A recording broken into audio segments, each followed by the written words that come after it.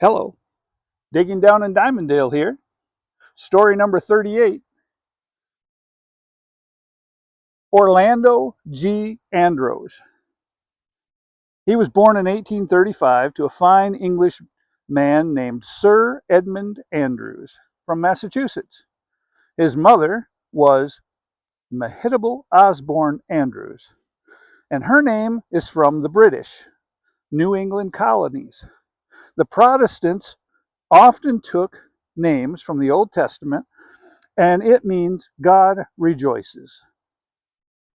In 1844, the family came to Jackson, Michigan, where Orlando learned to be a farmer until 1861, when he was called up to join the American Civil War, the Grand Army of the Republic.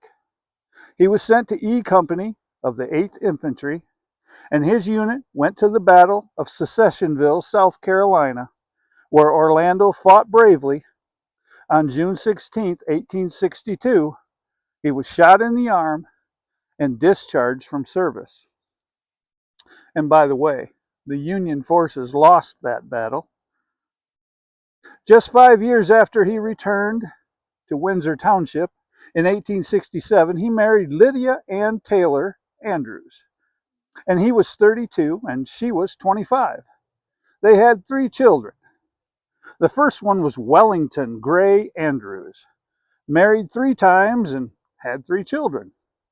He was a railroad conductor, the man who manages the operation of the trains. Their second son was Wesley G. Andrews. Wesley, I have a lot to tell you about, but I'm going to tell you because it's pretty cool. Wesley and his family were residents of Windsor Township for 70 years. His wife, Lucy E. Clark Andrews, she was 27 years younger than Wesley. He was a member of the Diamonddale Lodge of the FA&M, Free and Accepted Masons. And in 1898, Wesley was a survivor of the Spanish-American War. And that's when America acquired Puerto Rico, the Philippines, Guam, and Cuba. In 1910, Wesley was a huckster. You ever heard of a huckster? That's a feller that sells goods out of the back of his wagon, usually not great quality. In 1917, Wesley's father, Orlando, right here, he dies of diabetes, and it says senility.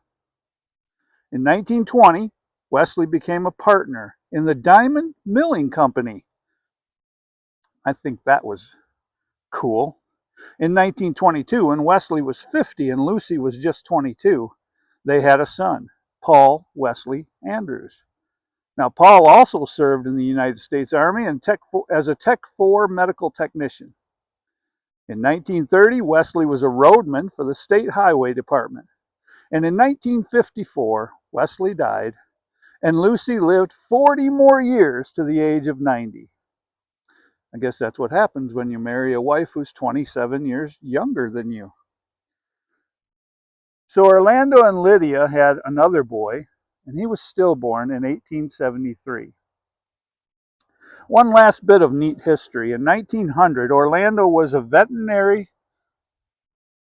here was a veterinary surgeon all around Windsor Township.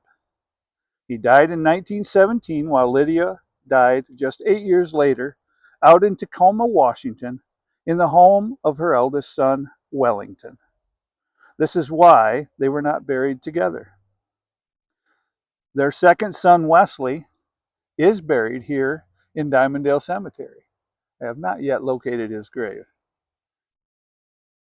Anyway, I cleaned this stone yesterday. Orlando G. Andrews, Company E of the 8th Michigan Infantry of the Grand Army of the Republic, wounded in the arm during battle, and he lies here in Diamonddale Cemetery. We give you honor and respect, Orlando. May you and your family rest in peace.